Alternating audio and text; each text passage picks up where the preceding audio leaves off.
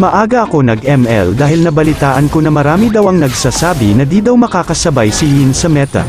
Sa totoo lang, maayos na itemization at decision making ang nagpapanalo sa bawat matches, kahit gaano pa kalakas ang hero baliwala ito kung kalaban mo ay player na disiplinado.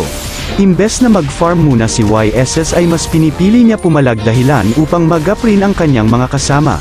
Mapunta naman tayo sa items, ito nga pala ang recommended ko.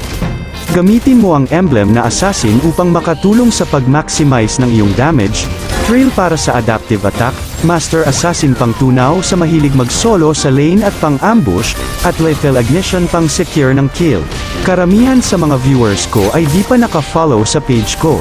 Sana ay may time ka para pindutin ang follow button para lagi kang updated sa mga tutorial videos na tiyak makaka-improve ng gameplay mo. At sa tingin ko'y hanggang dito na lang muna. Sana'y may natutunan ka, mag-focus parati